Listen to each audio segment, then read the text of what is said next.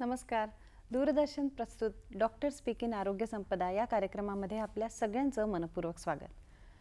दर्शक हो, आपल्या आरोग्यविषयक प्रश्नांची उकल करणं हा कार्यक्रमाचा मुख्य उद्देश आणि त्या अनुषंगाने कोविड पश्चात काळी बुरशी हा विषय आज आपण निवडलेला आहे.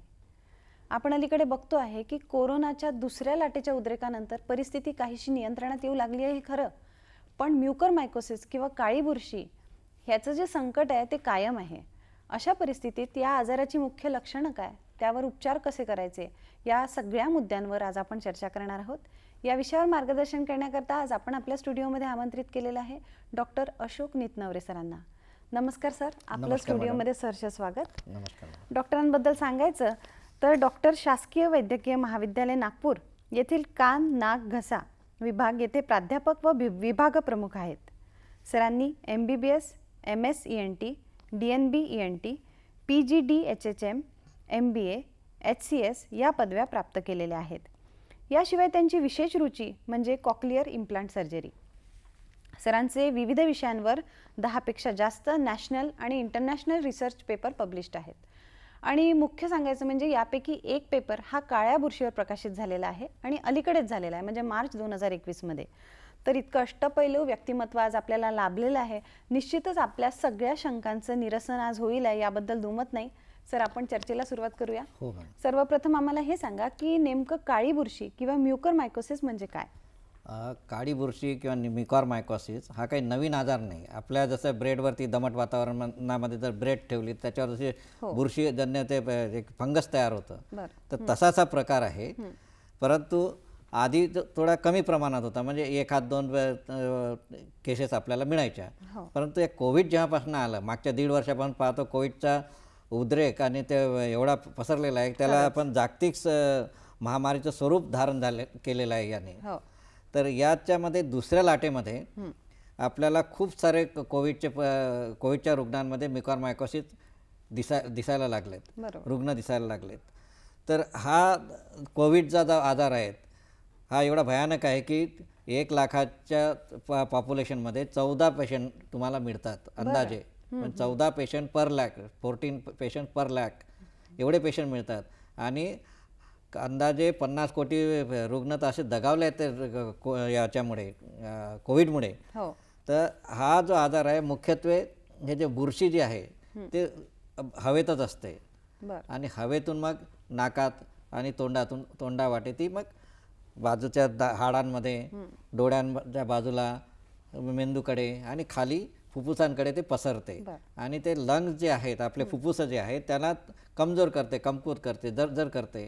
आणि अशा वेळेला जर रुग्ण ICU मध्ये असेल, त्यांना अजून काही व्याधी असतील, जसं डायबिटीस आहे, तुमचं किटोॲसिडोसिस आहे, किडनी इंज्युरी आहे, हार्टचे काही प्रॉब्लेम असतील, ते असे जर प्रॉब्लेम्स असतील, अशा ज्या व्याधी असतील, तर ते अजूनच त्यांची प्रतिकारशक्ती कमी होते. हे म्युकरमायकोसिस किंवा हे जे काळी बुरशी आहे याला आपण एक संधिसाधू इन्फेक्शन म्हणू. म्हणजे प्रतिकारशक्ती कमी असेल तर ते तिथे जमा होते आणि तिथे आजाराचं स्वरूप धारण करते. आणि प्रतिकारशक्ती चांगली असेल तर मग ते होत नाही. तर त्यामुळे त्या कोविडमध्ये आधीच प्रतिकारशक्ती कमी, त्यात अजून व्याधी आणि त्यामध्ये बुरशी. आणि होतं काय ते कोविडमध्ये की काही ICU मध्ये वगैरे असेल रुग्ण तर ते नाकात नळी असते, कृत्रिम श्वासोच्छ्वास देतो आपण. आणि अशा वेळेला नळी आणि तिथलं हायजीन जे आहे ते फारसं मेंटेन होत नाही. तर त्यामुळे तो आजार पसरतो आणि फोफावतो असं आहे. सर, तुमच्या मते आता हा जो आजार होतोय काळ्या बुरशीचा, तो कोविड एकदा का संसर्ग झाला कोणाला पण पेशंट्सला, तर त्या दरम्यान त्या 14 दिवसांमध्ये होतो का त्याच्यानंतर याचे जे लक्षणं जाणवतात, कसं काय होतं? ते कोविड सुरू असताना सुद्धा होतो आणि कोविड झाल्याच्या नंतर सुद्धा होतो. आधी पहिल्या वेव्हमध्ये काय कोविड झाला, परंतु याच्यावर फारसा हे दिसून आलेलं नाही. बरं. हां, आणि तसं होतं असं वाटतं, परंतु त्याच्यावर काही विशेष लक्ष केलं नाही. परंतु आता ते दिसायला लागलं त्याची लक्षणं. हो. तर ते लक्षणं म्हणजे कोविड असताना सुद्धा होतो आणि नंतर सुद्धा होतो. बरं. हां, तर ते कोविडच्या पेशंट रुग्णांना जेव्हा आपण सुटी देतो त्यावेळेला त्यांना आपण सांगतो की बाबा रे आता ते घरी जाल तुम्ही, तर जायच्या आधी किंवा 7 दिवसानंतर तुम्ही पुन्हा या आणि तुम्ही ह्या काही गोष्टींवर लक्ष द्या की नाकामध्ये काही तुम्हाला बंदपणा वाटतो का, त्याच्यामध्ये काही काळी खट्टी येते का, काही रक्त मिश्रित पाणी येतं का, डोळ्याच्या आजूबाजूला सूज येते का, किंवा मेंदू आपला डोळ्याच्या मागच्या भागाला डीप सिटेड पेन आहे का, आणि तुम्हाला ताप येतो का, आणि ताप आला तर तो बरा औषधाने सुद्धा बरा होत नसेल तर अशा वेळेला लवकर ENT सर्जन आणि इतर सर्जनना सुद्धा दाखवावं. असं. पण अशा केसमध्ये लक्षणं कशी काय ओळखायची सर, जेणेकरून त्या व्यक्तीला लक्षात येतील आणि तो ENT स्पेशलिस्टकडे धाव घेईल? हो हो हो. अशी कुठली लक्षणं आहेत? लक्षणं अशी आहेत की एक तर सर्वसाधारणपणे पाहिलं तर आपलं डोकेदुखी, नंतर तुमचं लिथार्जी, त्याला काय म्हणतो आपण, लिथार्जीला आपण आळस येणे, कणकण वाटणे, म्हणजे थोडक्यात ताप येणे, असा जो प्रकार असतो हा सर्वसाधारण. नंतर नाकाचं आपण आताच सांगितलं की नाकामध्ये खट्टी तयार होते का, रक्तमिश्रित द्रव येतो का, पाणी येतं का, नंतर तुमचं काळसरपणा पडतो का आतमध्ये, तर ते कधी कधी दिसतं, आरशात बघितलं तरी दिसतं, पण काहींना दिसत नाही, तर आपण इथे आल्यानंतर बघू शकतो. नंतर डोळ्याच्या आजूबाजूला काही सूज आली का, डोळ्या लालसर झाला का, त्याच्याने काही कमी दिसतं का, किंवा एकच वस्तू दोनदा दिसते का, किंवा चेहऱ्यावर सूज आली का एका साईडला, तर या गोष्टी त्यांना लक्षात आल्या तर त्यांनी येऊन दाखवावं. याच्या व्यतिरिक्त, डोळ्याच्या व्यतिरिक्त मेंदूकडे गेला तर त्याला बेशुद्ध पडला तेच का, विचारणार होते की म्हणजे कोणकोणत्या अवयवांवर याचा नेमका परिणाम होतो? आता बघा, नाक आणि तोंडावाटे ते आतमध्ये जातं, तर नाक तर आहेच आपलं, तो अफेक्ट होतो. त्याच्या आजूबाजूला हे जे हाडं आहेत, याचा प्रॉमिनंट हाड दिसते, तिथे पोकळी असते, तर नाकाने ते जोडलेलं असतं आणि खाली घशामध्ये जोडलेलं असतं. तर ह्या पोकळींमध्ये म्हणजे सायनसेसमध्ये, डोळ्यांमध्ये, आणि डोळा आणि मेंदू याच्यामध्ये एक जाडीसारखं एक बोन असतं, म्हणजे ते छिद्र असतं बोनला, तर आणि त्यातनं नर्व आत बाहेर येत असतात. तर तिथनं मेंदूकडे जातो आजार, आणि खाली फुफ्फुसाकडे, तुमच्या अन्ननलिकेतही जातो. हा, तर हे दोन्हीकडे जातं. म्हणजे याला जीवघेणा म्हणता येईल का? हा, जीवघेणा आजार आहे. कारण एक तर तुमचं फुफ्फुस आधीच कमजोर झालेलं आहे, त्यात हे बाकीच्या व्याधी आहेत, आणि याने अजून त्याचं प्रतिकारशक्ती कमी होतं, आणि त्यात म्युकॉरमायकोसिस, आणि तो हाडांमध्ये गेला तर हाड सुद्धा सडतं, बाकीच्या पार्टमध्ये पण ते जातं, तर त्यामुळे तो आजार जीवघेणा आहेच. मग सर, पेशंट तुमच्याकडे जेव्हा येतो की मला अशा अशा प्रकारची ही जी लक्षणं जाणवत आहेत, तर कुठल्या प्रकारच्या चाचण्या किंवा तपासण्या तुम्ही करता? हां, तर चाचण्या तपासण्याचं असं आहे की सर्वप्रथम आपण रुग्णांची हिस्ट्री घेतो की तुला कोविड झाला होता का, काहींनी जर म्हटलं की नाही झालं तर त्याच्यामध्ये सब क्लिनिकली असू शकतो. हां, तर त्यामुळे त्यांच्या अँटीबॉडी टेस्ट पण आपण करून घेतो. तर हे झाल्याच्या नंतर हिस्ट्री पूर्ण विचारल्यानंतर तुम्ही आपण त्यांना विचारतो काही व्हॅक्सिन घेतलं काय त्याच्यानंतर, आणि व्हॅक्सिन घेतल्यानंतर किती, पहिला डोस घेतला, दुसरा डोस घेतला, कसं, तर ते विचारतो.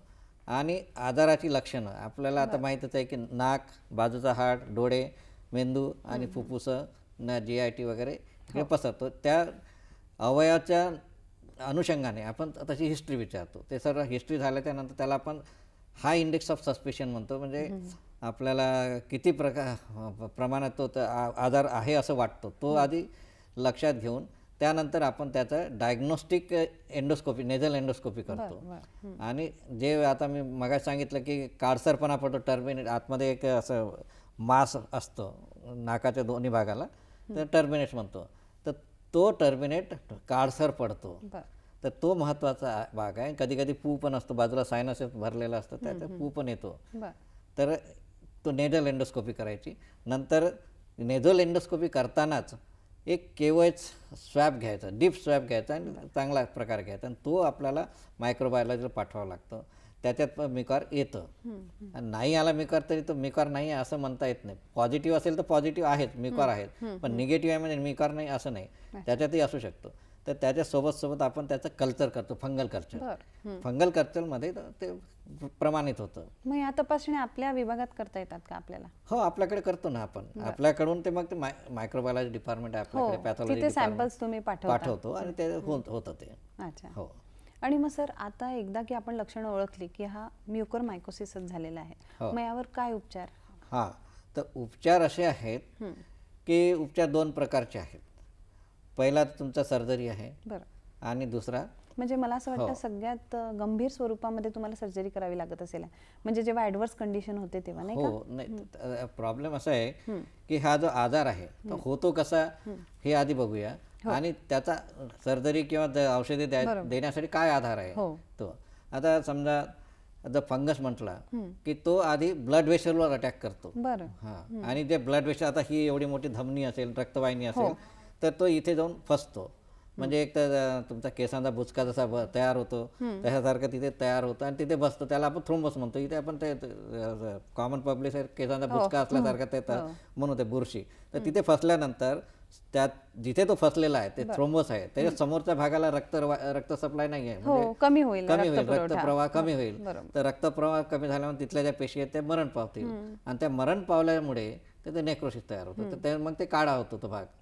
हा, तर तो एक भाग असतो. त्यामुळे हा जो बुचका जो आहे तो ते थ्रोम्बस आहे, हा जर नाही काढला तर तुमचा ते समोरचा भाग सडून जाईल आणि काढला लवकर तर सडण्याची प्रक्रिया तो थांबेल.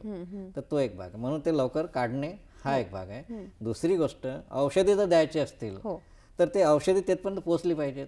बरोबर. हा जर थोंबस काढलाच नाही तुम्ही, हे जे केसांचा सारखा केसांसारखा बुचका जो म्हणतो तशा प्रकारचा तो पार्ट जर नाही काढला तर मग तिथे औषधी जाणारच नाही. आपल्या डोळ्याने जेवढा पार्ट दिसतो तो म्युकोरमायकोसिस किंवा काळी बुरशी तेवढा आपण काढतो, पण काही मायक्रोस्कोपी राहिला असेल तर त्यासाठी औषधी आहेत. तर ते औषध तिथपर्यंत पोहोचली पाहिजे, म्हणून हे काढणं गरजेचं आहे. आणि जेवढ्या लवकर काढू तेवढं बरं असतं. म्हणजे उपचारामध्ये सर्जरी येते? हो, सर्जरी येतात. येतात. सर्जरी करताना 2 प्रकार असतात. बरं. एक तर एंडोस्कोपी, नेझल एंडोस्कोपी, जसं मग सांगितलं डायग्नोस्टिक झाली ते. आता ते डायग्नोस्टिक एक प्रकारचे झाले. आता नंतर त्याला आपण सर्जरीचं स्वरूप देऊया. तर सर्जरी करताना डायग्नोस्टिक काय फक्त नाक आणि आजूबाजूचा परिसर भाग बघतो आणि सर्जरी करताना नाक, त्याच्या आजूबाजू पोकळी, ते तिथनंच आतमधूनच. नंतर डोळ्याचा पार्ट त्याला पण डिकॉम्प्रेस करायचं असेल डोळ्याला तर ते पण तिथनंच करतो आपण. नंतर मेंदूकडे जाणारा जो भाग आहे, स्फिनॉइड सायनस, इथमॉइड सायनस, हे सुद्धा क्लिअर करतो एकाच वेळेला. तर हा सुद्धा पार्ट करतो. कारण आजकाल लोक कॉस्मेटिकली कॉस्मेटिक लुक त्या लोकांना चांगलं पाहिजे असतं. त्यामुळे बाहेर व्रण दिसू नये, जखम दिसू नये, निशाण दिसू नये, म्हणून ते बाहेरून सर्जरी करायला जास्त तयार होत नाही. तर ते एंडोस्कोपिक जास्त हे करतात. परंतु काही आजार असे आहेत की जिथे तुम्हाला बाहेरून पर्यायच नसतो, त्याच्यामुळे ते सर्जरी करावीच लागते. दुसरी गोष्ट, ते हिरड्यांमध्ये पण येतो. हिरड्या सुद्धा दुखतात, दात हालतात, अशा वेळेला दात सुद्धा तो हिरड्या पण काढावे लागतात. पूर्ण हा मॅक्झिला म्हणतो त्यालाही काढावं लागतं. ते इथमॉइड पण काढावं लागतं. स्फिनॉइड पर्यंत पण मागचा भाग जो आहे तिथपर्यंत, कधी कधी डोळा पण काढावा लागतो. मग ही इतकं अपाय होत आहेत, इतके दुष्परिणाम होत आहेत त्या बुरशीचे, नेमके याचे बुरशीचे प्रकार किती असतात? प्रकार असे आहेत की आता हे काळी बुरशी म्हणतो, तो काळा रंग असला काळी बुरशी, काही पांढरा रंग असला पांढरी बुरशी, नंतर येलो बुरशी, पिवळी बुरशी अशी असतात. तर ते हे मिकॉरेल आहेत ज्याला आपण काळी बुरशी म्हणतो. नंतर कॅन्डिडा असेल तर त्याला पांढरी बुरशी म्हणतात. ॲस्परजिलस ॲस्परजिलस अल्बिकन्स असेल तर ते अशा वेगवेगळ्या प्रकारचे आहेत. ॲस्परजिलोसिस आहे, कॅन्डिडा आहे, हे मिकॉरेल आहे आणि येलो बुरशी ते पण आहेत. तर अशा प्रकारे वेगवेगळे आहेत, परंतु काळी बुरशी सर्वात जास्त आहे, हानिकारक. हानिकारक, आणि ते फार मॉर्टॅलिटी जास्त आहे, फेटॅलिटी. सर, आता पुढे आपण नेमकं त्याच्यावर प्रतिबंधात्मक उपाय अजून डिटेलमध्ये कसे होतात हे जाणून घेऊया, पण तत्पूर्वी घेऊया एक छोटीशी विश्रांती. दर्शक हो, आपलं पुनश्च स्वागत. आज आपण चर्चा करतो आहे कोविड पश्चात काळी बुरशी आणि आपल्यासोबत आहेत डॉक्टर अशोक नितनवरे सर. तर सर, माझा पुढचा प्रश्न हा आहे की काळ्या बुरशीचा कान, नाक, घसा यावर काय परिणाम होतो ते आपण आता बघितलं, आणि शरीराच्या इतर कोणत्या अवयवांवर ही विशेष म्हणजे दुष्परिणाम होतात याचे, असे मला विचारायचं आहे. हो. तर कान नाक घसा व्यतिरिक्त आपण पाहिलं की कान नाक घसा आणि मेंदू जवळ आहेत. हो. आणि अन्ननलिका आणि श्वासनलिका नाक आणि हा श्वासनलिकेचाच भाग आहे. त्याच्यामुळे नाकातून आणि तोंडातून जे म्युकर आतमध्ये जातं किंवा फंगस आतमध्ये जातं तर ते मेंदूकडे पण जातं आणि खाली अन्ननलिकेत आणि श्वासनलिकेतून फुफ्फुसात पण जातं. तर त्याच्यामुळे ब्रेनकडे जो आजार जातो तर त्याला सेरिब्रल म्युकॉरमायकोसिस म्हणतो आपण. हो. आणि खाली जो जातो तो पल्मोनरी मायकोसिस म्हणतो. बरं, याचे दोन विभाजन आहेत. हा, तर म्हणजे आता नेझल आणि सायनस, नेझो ऑर्बिटल म्हणतो आपण. नेझो ऑर्बिटल हा एक पार्ट झाला, सेरिब्रल दुसरा, पल्मोनरी म्युकॉरमायकोसिस तिसरा, नंतर जीआयटी मध्ये आतड्यांमध्ये गेला तर तो वेगळा, स्किन मध्ये गेला तर वेगळा, आणि चौथा म्हणजे तुमचा जॉईंट्स बोन्स याच्यामध्ये गेला तर तो वेगळा. अशा भरपूर ठिकाणी तो जातो आजार. तर आता फुफ्फुसामध्ये वगैरे गेला तर तुम्हाला कोरडा खोकला येतो आणि तो बरा होत नाही. तर औषधोपचार करूनही ताप जात नाही. आणि प्लुरायटिक पेन म्हणजे खूप जसं त्याला काय म्हणतात शार्प शूटिंग पेन पण असतं. तर हा त्याचा मुख्य आजाराचा लक्षणं असतात. नंतर ब्रेनकडे जर गेला आजार तर आपल्याला कधी कधी शुद्ध हरप नाही, हा एक भाग असतो. तर हे महत्वाचे आजार असतात. मग आपण त्या तज्ञांना बोलावून कारण आपण ENT स्पेशलिस्ट आहात, त्याच्यामुळे बाकी कुठल्या म्हणून त्या तज्ञांना म्हणजे न्यूरोसर्जरी न्यूरोफिजिशियन यांना बोलावून घेणे, त्यांचा सल्ला घेणे.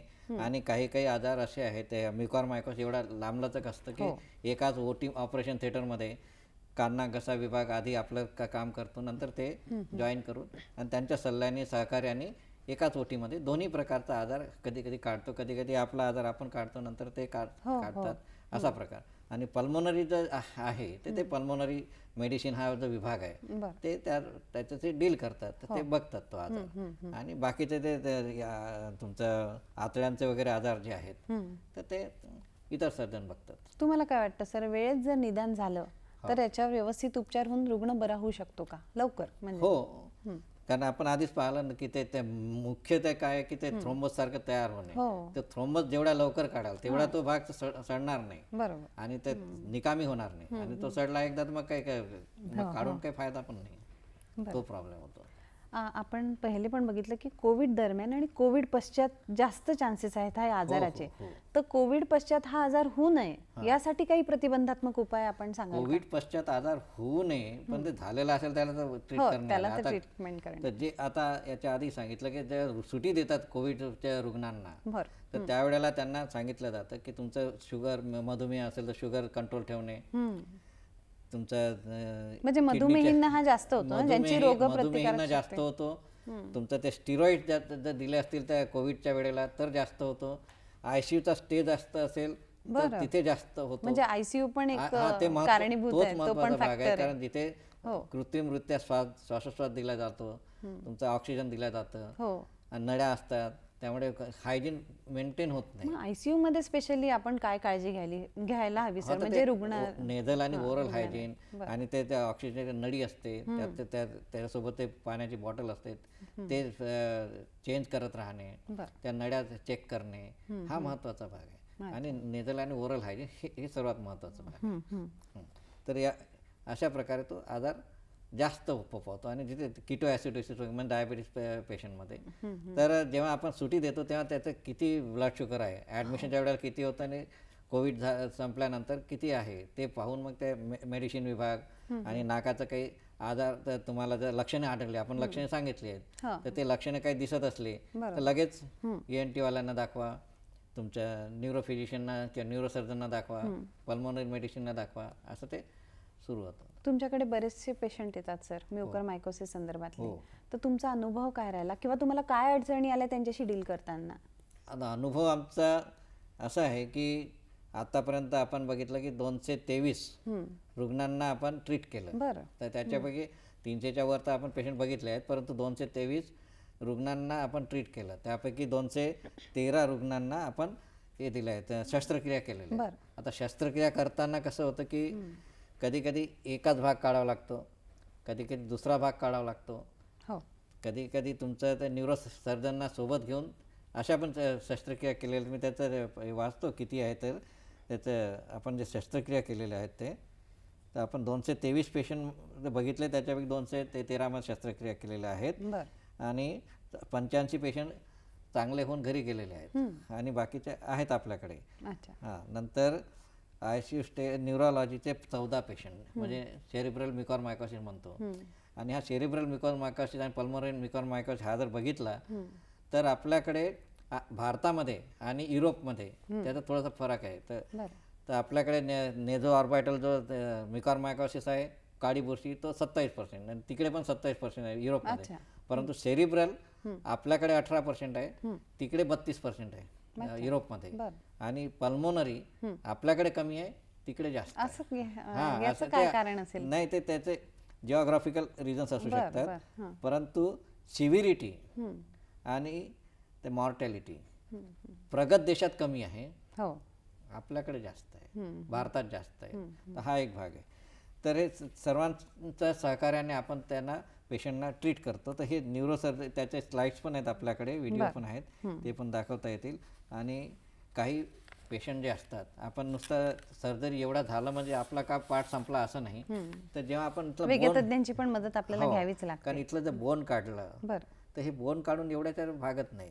तुम्ही ते रक्तप्रवाह चांगला केला, तुमचं ते अम्पुटेशन देण्यासाठी ते चांगलं ते सुटसुटीत करून टाकलं ब्लड वेसल, परंतु इथे मग भगदाड पडतं वरती, जांभळाला एक ते हे पडतं, छिद्र पडतं. मग ते तुम्हाला मॅक्झिलोफेशियल सर्जन सोबत पाहिजेत, प्लास्टिक सर्जन सोबत. म्हणूनच असं वाटतं सर की कोविड पेक्षा पण जास्त म्युकरमायकोसिसचं टेन्शन किंवा धास्ती लोकांनी घेतलेली जास्त आहे.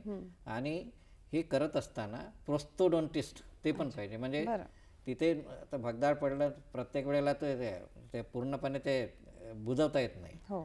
तर अशा वेळेला ते प्लेट देतात, डेंटल प्लेट. तर ते देणारे प्रोस्थोडोंटिस्ट म्हणजे आपल्याला ENT सर्जन्स पाहिजेत, न्यूरोफिजिशियन, न्यूरोसर्जन्स पाहिजेत, पल्मोनॉलॉजिस्ट पाहिजेत, तुमचे मेडिसिनचे अधिकारी पाहिजेत, डायबेटॉलॉजिस्ट पाहिजेत. हे सर्व अधिकाऱ्यांच्या सहकार्यानेच काम करतायत. म्हणजे मल्टी डिसिप्लिनरी अप्रोच आहे हा एक भाग आहे. तर हे सर्व केल्याच्या नंतरच आपल्याला आजार थोडासा आटोक्यात येतो. आणि आपल्याकडे आता तुम्ही विचारलं सर्जरी आणि तर आमचा अनुभव सध्या सुरुवातीला थोडासा डळमळीत होता, परंतु आता मग आपण ते नियोजनबद्ध काम सुरू केल्याच्या नंतर मग ते सर्व आटोक्यात आलं. या दुसऱ्या लाटेनंतर मला असं वाटतं सर या आजाराचं म्हणजे उद्रेक झाल्यासारखं झाला नाही का? पहिल्या लाटेला कमी होता हा. पहिल्या लाटेला तसं त्याच्यामध्ये फारसं लक्ष गेलं नाही म्हणावं की आपलं माहिती नव्हतं, परंतु हा आजार आधी याच्या आधी होता. तुम्ही पहिले सांगितलंच की हा आजार जुनाच आहे. त्याच्यामुळे ते 12 केसेस आमच्या आधीच्याच झालेले, ते मार्च मध्ये जे म्हटलं ते ते आधीच्याच होत्या. हा आता मार्च एंड पासून जर समोर सुरू झाला तर त्याच 223 केसेस आहेत. हो, आणि त्या आपल्याकडे ट्रीट केलेल्या आहेत. थोड्याशा जेवढे काही आपल्याकडे अधिकारी आहेत त्या सर्वांच्या सहकार्याने आपण सर्व ट्रीट केलेले आहेत. तर याच्यामध्ये वॅक्सिन घेतलेले रुग्ण 24 आहेत, पण त्याने पहिला डोस घेतलेला आहे असं आहे. दुसरा डोस व्हायचाच होता, तर त्याच्या आधी म्हणजे वॅक्सिन घेतल्यानंतर होतो आजार असा आहे. नंतर मधुमेह आणि स्टिरॉइड सर्वांमध्ये आहे, हा भाग आहे. रोगप्रतिकारक क्षमता कमी असली की हा आजार सर्वांमध्येच आहे ते. आणि काही क्रिटिकल कंडिशन मध्ये आलेले पेशंट असतात तर ते पण दगावतात मग. सर मला अजून एक विचारायचं होतं ते म्हणजे की ह्या काळी बुरशी होऊ नये किंवा हा आजार होऊ नये म्हणून शासनाच्या काही उपाययोजना आहेत का? काळी बुरशी होऊ नये त्यांनी किंवा प्रतिबंधात्मक उपाय त्यांनी आता 18 मेला एक यादी जारी केली की ते कशा प्रकारे या आजारावर नियंत्रण ठेवता येईल, आटोक्यात आणता येईल, त्यासाठी काही त्यांनी सूचना केलेल्या आहेत. त्या सूचना आहेत आपल्याकडे, त्यावर आपण काम करतो आहोत, त्यानुसार आपण काम करतो आहोत. आणि शासनाचं सहकार्य तर मिळालंच आहे, कारण ते अम्पुटेशन जे औषध आहे, मुख्य औषध, तर ते औषध आपल्याला त्याचा पुरवठा जो आहे तो बाजारात नाही आहे. त्यामुळे कलेक्टर साहेबांकडनं, विभागीय आयुक्त साहेबांकडनं आणि प्रशासनाकडनं त्याचा चांगले साथ मिळतं. म्हणजे ते देतात, तिथनं वाटप करतात पूर्ण नागपूरमध्ये, त्या हिशोबाने मिळतं. आता CS साहेबांकडे दिलेलं आहे, ते वाटप होतं. अच्छा सर, शासनाच्या नेमक्या काय उपाययोजना आहेत या काळ्या बुरशीच्या संदर्भात ते आपण जाणून घेऊया, पण तत्पूर्वी घेऊया एक छोटीशी विश्रांती. तर दर्शक हो, कुठेही जाऊ नका, बघत रहा डॉक्टर स्पीक इन आरोग्य संपदा. दर्शक हो, आपलं पुनश्च स्वागत. आज आपण चर्चा करतो आहे कोविड पश्चात काळी बुरशी आणि आपल्यासोबत आहेत doctor Ashok Nitnaware sir. Sir, आपण चर्चा करत होतो की काळ्या बुरशीच्या संदर्भात शासनाच्या काही उपाययोजना आहेत का, तर त्याबद्दल सांगा. शासनाची उपाययोजना अशी आहे की कोविड हा आजार आधीच MPJY म्हणजे महात्मा ज्योतिबा फुले जीवनदायी आरोग्य योजनेमध्ये आहे. त्यासोबत हा म्युकरमायकोसिस आणि काळी बुरशीचा जो आजार त्या कोविड झालेल्या रुग्णांमध्ये होतो, तर हा आजारसुद्धा 18 मे 2021 पासून शासनाने या आजाराला सुद्धा कव्हरेज दिलेला आहे. म्हणजे त्यातनं ते रुग्णांचा खर्च भागवतो आपण. तर तो एक ही चांगली योजना आहे आणि रुग्णांसाठी बऱ्यापैकी आहे, चांगली योजना आहे.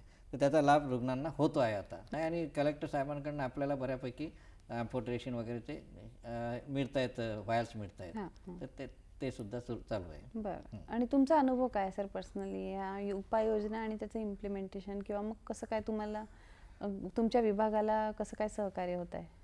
तर आमच्या विभागामध्ये सर्वात जास्त रुग्ण हे कान नाक घशाशीच संलग्नित आहेत आणि त्याच्यामुळे ते आपण त्याच्या सर्व शस्त्रक्रिया, त्यांचं ते औषध पाणी वगैरे सर्व आपणच बघतो. अम्पुटेशन कोणत्याही विभागात पेशंट असेल, तर न्यूरोसर्जरीमध्ये असेल किंवा या पल्मोनरी विभागात असेल किंवा कोविड पॉझिटिव्ह रुग्णांमध्ये जरी असेल तरी त्याचं अम्पुटेशनचा सप्लाय आपल्या सहीनिशीत जातं, तर ते आपण करून घेतो. आपल्याकडे जे रुग्ण आहेत ते वयोमानानुसार वयोगट जर बघितला तर 41 ते 50 या वयोगटात सर्वात जास्त रुग्ण आहेत. 41 ते 50. त्याच्या खालोखाल आहे 51 ते 60. सर्वात कमी वयाचा जो रुग्ण आहे तो 21 वर्षाचा. बरं. लहान मुलांमध्ये नाही अजून आढळून नाही आला. परंतु अजून आता असं बोललं जातं की तिसरी वेव येते आहे, तिसरा. तर त्या टप्प्यामध्ये लहान मुलंच येणार आहेत आणि हा आजार कोविडमध्ये होतो हे सर्वश्रुत आहे.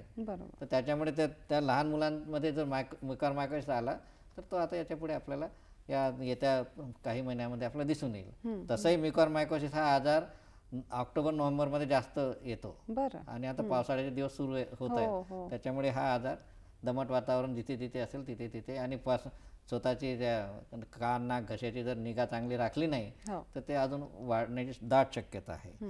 तर सर्वात लहान वयाचा रुग्ण म्हणजे 21 वर्षाचा होता आणि सर्वात जास्त म्हणजे 73 वर्षाची बाई होती.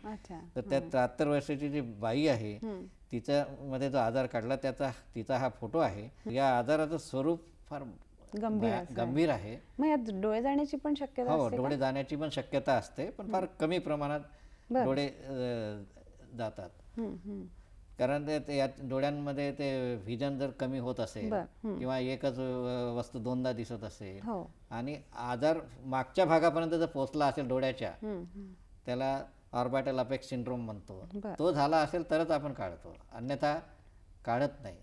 आपल्याकडे जे आतापर्यंत ज्या केसेस झाल्या 213 ऑपरेट झाल्यात त्याच्यापैकी 2च केसेसमध्ये आपण डोळे काढलेले आहेत. बाकी सर्वांमध्ये काढलेले नाही. कारण डोळा जागेवर ठेवणं हाही महत्वाचा भाग आहे. जरी त्याने दिसत नसेल परंतु डोळा जर जागेवर असेल तर तसा डोळा राहणे आणि डोळा काढल्यानंतर असं बंद राहणे याच्यामध्ये भरपूर तफावत आहे. आणि तुमचा हे डोळा काढला किंवा इथून एका रुग्णाचं हे एका रुग्णांना इथे एक भगदाड पडलेलं होतं म्युकरमायकोसिस या काळी बुरशीमुळे.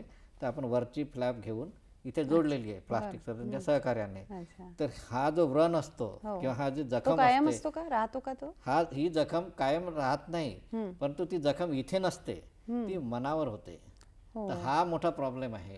त्याच्यामुळे कॉस्मेटिक लुक, ॲस्थेटिक लुक याच्याकडे सुद्धा जास्त भर द्यावा लागतो. म्हणून आपण एंडोस्कोपी सर्जरी याच्यावर जास्त भर देतो. बरं सर, या रोगामध्ये CT MRI ची तपासणी जी आहे त्याची गरज भासते? हो, CT MRI दोन्ही आणि एक्सरे पण, कारण प्रत्येकच ठिकाणी CT MRI अवेलेबल नाही. तर जिथे तिथे उपलब्ध आहे तिथे तिथे आपण CT MRI करतो आणि MRI ला प्राधान्य देतो. कारण MRI मध्ये ते आतमध्ये मग सांगितलं होतं की टर्बिनेट जे म्हणतो ते पण काळे पडतात. तर ते त्याच्यामध्ये चांगल्या ठळकपणे दिसून येतात MRI मध्ये. तर CT पेक्षा MRI जास्त प्रामुख्याने वापरला जातो या कामासाठी, निदान करण्यासाठी. तर परंतु सर्व ठिकाणी सर्व गोष्टी उपलब्ध नसतात. तर काही ठिकाणी जिथे एक्सरे आहेत ते ग्रामीण एक्सरेच्या भागामध्ये तर- सिटीमध्ये बरोबर. सिटी बघतो आणि MRI पण बघतो. आणि काही रुग्णांमध्ये जसं आता आपण हे आपल्या कान नाक घशाचं झालं तर पल्मोनरी असेल तर ते एक रिव्हर्स हॉलो साईन म्हणतो, तर ती साईन येते त्याच्यामध्ये ते सिटीमध्ये वगैरे. बरं. तर ते त्या हिशोबाने ते दुर्बीणने बघणे किंवा त्याचं ते ब्रॉन्कियल आवाज तपासणीसाठी पाठवणे हा भाग असतो. आणि ते ॲब्सेसेस ब्रेन ॲब्सेसेस होणे ते MRI वर येतात, सिटीवरती येतात. आणि ते सुद्धा आपण केलेले आहेत. तिथे सर्जरी झालेल्या आहेत आपल्याकडे. तर आपण 14 सर्जरी सांगितलं झालेल्या आहेत हो हो. न्यूरोसर्जरीच्या सहकार्याने. तुमचा अनुभव कसा होता सर? शहरातनं येणारे पेशंट जास्त होते की ग्रामीण भागात ग्रामीणमधून येणारे जास्त आहेत. बरं. आणि बाहेर ट्रीटमेंट कोविडचं ट्रीटमेंट बाहेर झालेलं जास्त, नागपूरमध्ये कमी आहे असं आहे. अच्छा. हो. आणि त्यातल्या त्यात आपल्याकडे रुग्ण जे आलेले आहेत ते 223 पैकी 144 रुग्ण इथले नागपूरचेच आहेत. हो. परंतु यवतमाळ, तिकडे यवतमाळ, अकोला, अमरावती, भंडारा, चंद्रपूर अशा ठिकाणाहून पण रुग्ण आपल्याकडे संदर्भित झालेले आहेत. अच्छा. आणि जे रुग्ण आपल्याकडे पंजीकृत झाले, रजिस्टर्ड झाले, त्या सर्वांना आपण ट्रीटमेंट देतो. कोणालाही ते बाहेर पाठवत नाही. मग याचा खर्च खूप जास्त असतो का? नाही, आपल्याकडे आपण शासकीय संस्था आहे, शासकीय असल्यामुळे त्यामुळे नगण्य अशा आणि लसीकरणाबद्दल हो. म्हणजे लसीकरणाचा परिणाम याच्यावर होतो का सर? लसीकरणाचा म्हणजे म्युकरमायकोसिसचं प्रमाण जे आहे त्याच्यात घट होते का लसीकरणामुळे, काय सांगाल? म्युकरमायकोसिसचा आता हे 2 महिन्यापासून आला. ते घट होते की वाढते एवढ्या 2 महिन्यात सांगणं उचित होणार नाही, बर. संयुक्तिक होणार नाही. परंतु लसीकरण आपण कोविडसाठी करतो. आणि कोविड पेशंट जे आहेत ज्यांना आधी झालेला आहे आजार आणि आता म्युकरसाठी आलेत, असे 24 पेशंट आहेत ज्याच्यामध्ये कोविडचा वॅक्सिनेशन झालेला आहे, परंतु एकच डोस झालेला आहे. बर. दुसरा डोस होण्यापूर्वीचे म्युकर आलेला आहे मध्ये, त्याच्यामुळे ते लांबलं. ते नंतर होईल, परंतु 2-3 महिन्यातच निष्कर्ष काढणं योग्य होणार नाही. अलीकडे आपण बघतो सर बरेचसे जे नागरिक आहेत ते लसीकरणाबद्दल त्यांना बरेचसे संभ्रम आहेत आणि ते लसीकरणाला घाबरत आहेत, याबद्दल काय सांगाल? लसीकरणाला घाबरतायत, आधी घाबरत होते, आता ते शोधतायत कुठे लसीकरण मिळेल. हो, असंही हा, होतंय तो एक काही प्रॉब्लेम आहे. आणि आता त्यांनी काय आधी शासनाने 60च्या वर यांना कंपल्सरी केलं होतं, नंतर 45च्या वर, 45 वर्ष वयोगटाच्या वर, आता 18च्या वर केलेलं आहे. परंतु आता काही ठिकाणी 18च्या वर लोकांना पहिला डोस मिळतो, दुसरा मिळत नाही, किंवा काहींना मिळतं काहींना मिळत नाही. परंतु ते 18च्या वर जर ते लसीकरण झालं तर हा जो तिसरी वेव येते आहे त्यामध्ये त्याचा फायदा होईल. तो जर हे लसीकरण जर लवकरात लवकर झालं तर त्याचा फायदा नक्कीच होईल. आणि कोविड जर थांबलं तर म्युकर थांबेल. हो, दोन्ही गोष्टी हे पण बरोबर आहे.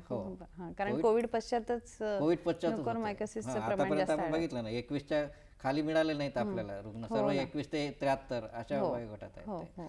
तर त्याच्या खालचे आता पण यावेळेला जर लसीकरण पूर्ण झालं नाही किंवा त्याच्यामध्ये म्हणजे तुमच्या मते लसीकरणाचा अतिशय महत्वाचा टप्पा आहे. महत्वाचा वाटा आहे. आणि संभ्रम म्युकरमायकोसिस याच्यासाठी आणि होतो की काहींना 2 प्रकारचे लसीकरण आहेत. एक तर तुमचं ते कोविशिल्ड आणि कोवॅक्सिन. बरोबर. तर काही अशा अफवा पसरल्या जातात की याच्यामध्ये जास्त ताप येतो, इथे फार दुखतं, त्याच्यामध्ये कमी होतं, तर तिकडे जा इकडे जा. तर ते लोकांचं ते प्रेक्षकांचं ते जनतेचं थोडासा संभ्रम आहेच की कोणतं घ्यायचं, हे घ्यायचं की ते घ्यायचं. आणि काही लोक असंही सांगतात की बाहेर देशात जायचं असेल तर कोविडशील्ड आधी घ्या, कारण त्याला ते मान्यता मिळालेली आहे. यांना मान्यता नाही असं नाही, यालाही मान्यता मिळेल, ते इन प्रोसेस आहे. तर म्हणजे थोडक्यात सांगा, म्हणजे लसीकरणाचा वाटा अतिशय महत्वाचा आहे. तर सर आपण यावर पुन्हा चर्चा करूया, तत्पूर्वी घेऊया एक छोटीशी विश्रांती. दर्शको हो, डॉक्टर स्पीक इन आरोग्य संपदा या कार्यक्रमामध्ये आपलं पुनश्च स्वागत. लसीकरणाबद्दल आपण सरांकडनं जाणून घेतलं की नेमके लसीकरणाचे फायदे काय आहेत. आता माझा पुढचा प्रश्न हा आहे सर की म्युकरमायकोसिस अर्थात काळ्या बुरशीचा संसर्ग होतो का? जसा कोविडचा होतो तसा याचा होतो का? काळी बुरशी ही इन्फेक्शन आहे, याचा संसर्ग होत नाही. बरं. हा इन्फेक्शियस आहे, परंतु काय म्हणतात त्याला, इन्फेक्टिव्ह आहे. आजार इन्फेक्टिव्ह आहे, परंतु इन्फेक्शियस नाही. बरं. म्हणजे असं कॉन्टिन्युअस एकामधून म्हणजे दुसऱ्याला घरातील होत एकाला नाही. झाला असेल नाही, तर दुसऱ्याला दुसऱ्याला. तसा होत नाही. जसं कोविडमध्ये होतं, एकाला झाला की ते दुसऱ्याला अख्खं घरच, होतं आणि घरामध्ये त्यांना एकटं एका वेगळ्या खोलीत ठेवणं, डांबून ठेवणं किंवा दुसरं आयसोलेट करणं, तसा इथे हा प्रश्न येत नाही. बरं बरं. हा, त्याच्यामुळे सर्व रुग्ण एका ठिकाणी राहू शकतात. असं म्युकार झाला म्हणून त्याला वेगळं आयसोलेट करतो आपण, असं नाही. असं नाही आहे. हा, तर ते आणि गरोदर स्त्रीच्या बाबतीत काय सांगाल? मग तिच्यापासून तिच्या बाळा, जर तिला म्युकोरमायकोसिस झाला तर तिच्या बाळाला होईल आपण आता सांगितलं तसं संसर्गजन्य नाहीये. हा, नाही. त्याच्यामुळे तो प्रश्न नाही. शस्त्रक्रियेनंतर स्पेशली वॉर्डमध्ये तुम्ही पेशंटची कशी काळजी घेता? वॉर्डमध्ये असं आहे की त्याच्या आधी आपण ऑपरेशन झालं समजा, ज्यांना ऑपरेट करण्याजोगे असतात ते आपण ऑपरेट करतो. ज्यांना ऑपरेशन करण्याजोगे नाहीत, कारण अनफिट आहेत बरं. किंवा ज्यांना आता मरणास अवस्थेत आहेत, बरं. त्यांना आपण ऑपरेट नाही करू शकत. आणि कोविड पॉझिटिव्ह आहेत, तर त्यामध्ये आपण औषधोपचार करतो. हो. आणि जिथे ऑपरेशन करायचं असेल तिथे ऑपरेशन करतो. ऑपरेशन केल्यानंतर आपण आता सांगितलं की 2 प्रकारचे असतात, एक तर आतमधून एंडोस्कोपीने करतो म्हणजे दुर्बीनद्वारे, आणि एक कन्व्हेन्शनल म्हणजे बाहेरून पण करतो.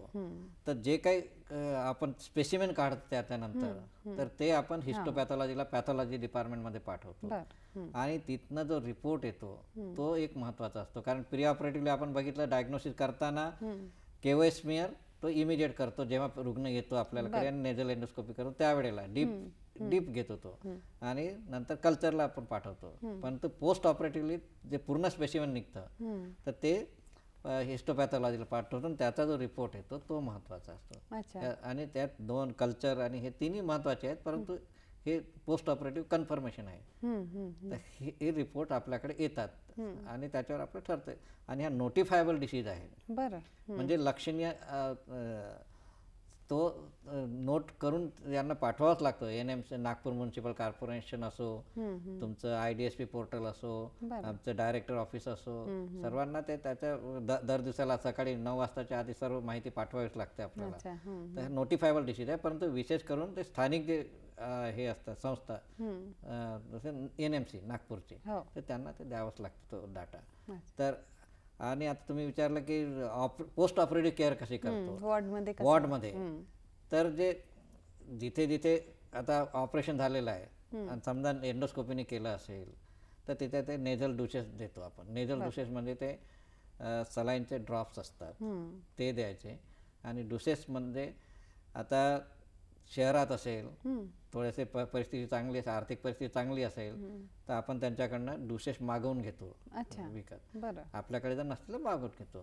आणि समजा बाहेरचा असेल तर त्या खेडेगावातला असेल, त्याला तर ग्रामीण भागामध्ये ते शक्य होत नाही कधी कधी, तर आपण असे सांगतो त्यांना की 1 ग्लास पाणी गरम करायचं, त्याच्यामध्ये 1 चिमटीभर खायचा सोडा आणि चिमटीभर खायचं आपलं मीठ, दोन्ही मिक्स करायचं, थंड होऊ द्यायचं थोडं, आणि कोमट पाणी झालं एका ओंजळीत घ्यायचं, 1 नाकपुडी बंद करायचं, उडायचं. हे छान सांगितलं सर. दुसरं हाही एक पर्याय आहे. आणि ते थोडेफार आता नाही म्हटलं तरी सिरिंज एक छोटीशी विकत घेऊ शकतात. तर असं पाणी असं हाताने घेण्यापेक्षा सिरिंजने सुद्धा असा फवारा मारला तर ते तिथे आतमध्ये खट्टी जी आहे तयार होते, तर ती खट्टी लूज होते, नरम होते, लूज होते आणि बाहेर येते. तर ते इथे जर ब्लॉक कमी झाला तर मग हे बाकीचे हा जो इथला जो हेडेक आहे तो कमी होतो. नाही तर इथे ब्लॉक असेल तर वरती ब्लॉक होईल, इथलं सिक्रेशन इकडेच राहील, तर ते हेडेक होऊ नये आणि मग बाकीच्या सायनसेस वगैरे खुलून जातात. तर अशा प्रकारे नाक धुण्याची प्रक्रिया आपण वॉर्डातही करतो, नेझल ड्रॉप्स पण देतो, आणि हे सुटी झाल्यानंतर घरी पण हे पर्याय करू शकतो. साधा पर्याय, ग्लासभर पाणी असतं, मीठ असतं, खायचा सोडा असतो, त्याच्याने नाक धुणं हा महत्त्वाचा भाग. तर हा म्युकोरमायकोसिसचा जो पेशंट असतो सर, हा साधारणतः किती दिवस वॉर्डमध्ये शस्त्रक्रियेनंतर ठेवला जातो? खरं सांगायचं म्हणजे हा कमीत कमी 3 ते 4 आठवडे किंवा त्याच्यापेक्षा आजाराच्या गंभीरतेवर अवलंबून असतो, तेवढे आठवडे ते ठेवायला पाहिजे.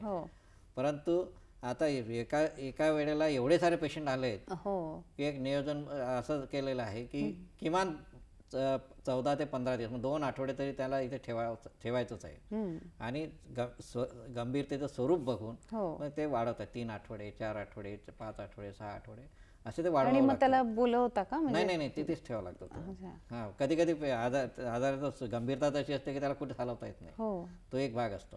तर त्यामुळे ते गंभीरतेचं स्वरूप काय आहे त्यानुसार तर मग ते वाढवावं लागतं.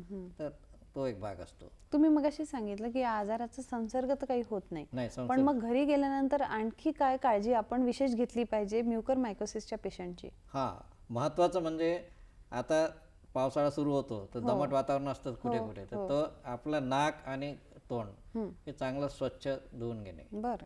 तुम्हाला जर प्रोस्थेसिस दिलं असेल तर त्याची निगा राखणे, त्यालाही बाहेर काढणे वेळोवेळी, त्याला धुवून घेणे. नंतर जे जे छिद्र पडलेलं असतं टाळूवर, हो. जांभाड म्हणतो, कोणी टाळू म्हणतात, तर त्याला चांगलं क्लीन करणे. जसं नाक धुतो हो. तसं हे धुवायचं. बरं. तिथला पार्ट तिथे खट्टी काढणे, आरशात बघून दिसतं, हो. काढू शकता. काही बर्ड्स असले तिथून असं फिरवून ते काढू शकता, किंवा बोटाला एखादं कापड लावून तिथं फिरवून काढू शकता. बरं. तर तो एक भाग असतो महत्त्वाचा.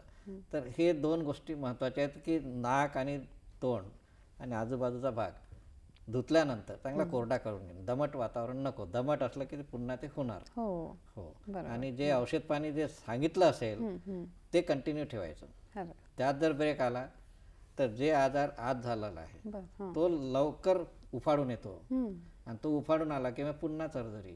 अच्छा. हां. आणि मग पुन्हा सर्जरी म्हटलं की आधीच पेशंटचं ते लंग कमजोर, हो. त्याच्या आधीच्या व्याधी भरपूर, आणि त्यामध्ये हा आजार पुन्हा, सर, त्याच्यामध्ये अॅनास्थेशियाचे तोटे वेगळे, अॅनास्थेशियाचे दुष्परिणाम वेगळे, तर हा मग थोडंसं त्याला वेगळं वळण लागतं थोडंसं. त्यामुळे काळजी घेणं महत्त्वाचं आहे. काही पेशंट्समध्ये कोविड पुन्हा होतोय, हो. तर म्युकरमायकोसिसचे पण चान्सेस असतात का पुन्हा होण्याचे? म्हणजे एकदा का व्यवस्थित झाला तो तरी ते फंगल म्हणजे सॉरी जे इन्फेक्शन आहे बुरशीचं, बुरशीचं. हो, तर ते पुन्हा होऊ शकेल का? हो, पुन्हा होतं ना. बरं. कारण आपण आजार कोणता काढतो जो डोळ्याने दिसतो तो. हो. ते मायक्रोस्कोपिक जे आहे ते असू शकतं तिथे. दुसरी गोष्ट ते औषधोपचारामध्ये जर ब्रेकडाऊन असेल, हो. कंटिन्युटी नसेल, आणि ते व्याधी जर जास्त हावी म्हणजे झाल्या पूर्ण त्या ट्रीटमेंट झालेली आहे. म्युकरमायकोसिसवर, बरोबर. तर ते मग अजून वाढतात ते. म्हणजे मला असं म्हणायचं की पूर्ण ट्रीटमेंट झालेली आहे, तो पेशंट बऱ्यापैकी बरा पण झालेला आहे, मग काही दिवसांनी पुन्हा जर वातावरण फेवरेबल नसेल तर हां, पुन्हा तर ते होईल. हो, बरं. ते होऊ शकतं आणि तो रुग्ण येऊ शकतो.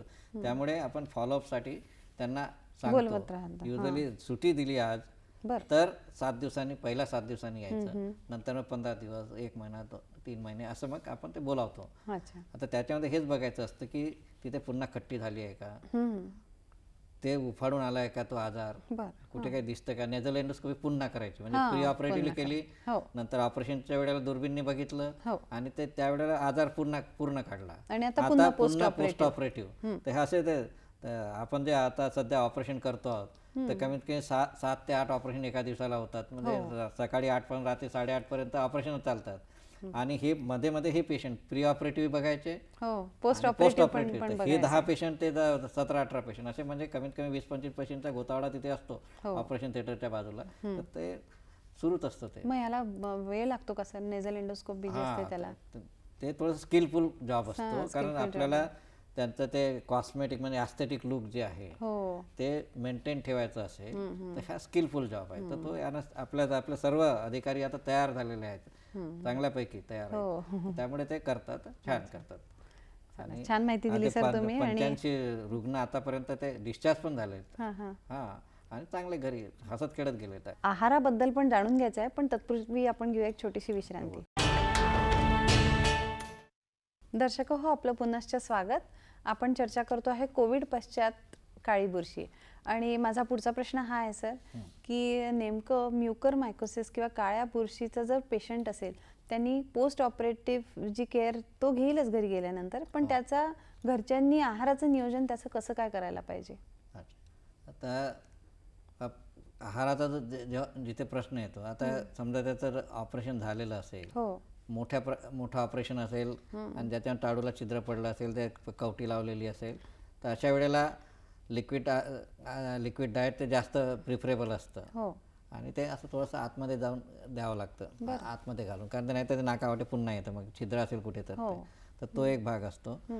आणि दुसरं म्हणजे तुमचं डायबेटिक पेशंट सर्वच असतात ऑलमोस्ट ऑल, तर त्यांना डायबेटिक डाएट ते देतो आपण, अच्छा. ते प्रिस्क्राईब करतो. ते आपल्याकडे न्यूट्रिशनिस्ट आहेत, ते त्यांना सांगतात कशा प्रकारे ते डाएट वगैरे घ्यायचं. ते हे शस्त्रक्रियेनंतर झालं. आणि जे नॉर्मल पेशंट्स असतात तर त्यांनी मग जर साधारण जे आपलं जेवण असतं तेच घरी म्हणजे गेल्यावर कंटिन्यू करायचं असतं. परंतु आता हे जर ऑपरेशन जर झाले असेल तर हिरडी काढली असेल तर चावता येत नाही, तो एक प्रॉब्लेम. हो, तुम्ही मगाशी म्हणालात की याच्यात ऑलमोस्ट सगळे चावता येत नाही, म्हणून थोडंसं नरम आणि लिक्विड डाएट हा भाग असतो. बरं.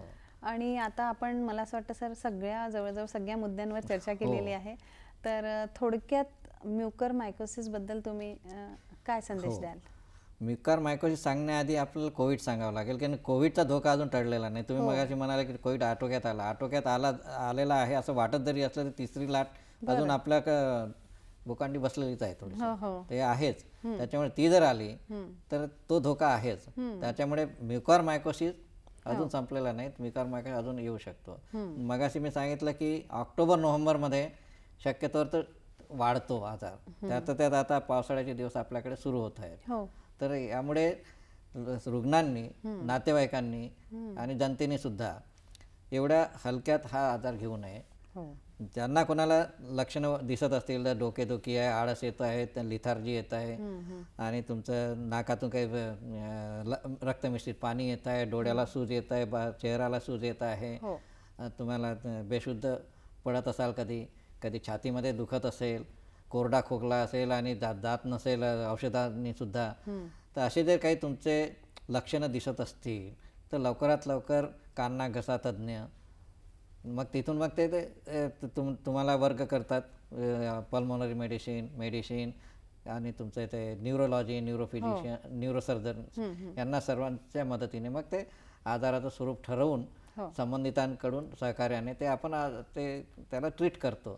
तर हे जे लक्षणं दिसत असतील, कारण हे लक्षणं आता सर्वच ठिकाणी सर्वांना त्यांना अवेअर करणं पण गरजेचं आहे, आणि हे लक्षणं दिसत असतील तर त्यांनी लवकरात लवकर तज्ज्ञांचा सल्ला घ्यावा. अच्छा, तर अतिशय छान माहिती दिली सर तुम्ही. दर्शक हो, मला असं वाटतं की आपल्या मनामध्ये ज्या पण शंका असतील म्युकरमायकोसिस अर्थात काळी बुरशीच्या संदर्भामध्ये त्यांचं निरसन झालं असेल. तर सर, आज वेळात वेळ काढून आपण इथे आलात, इतकी छान माहिती आम्हाला म्युकरमायकोसिस या आजाराबद्दल दिली, त्याबद्दल दूरदर्शनच्या वतीने मी आपले आभार मानते. धन्यवाद.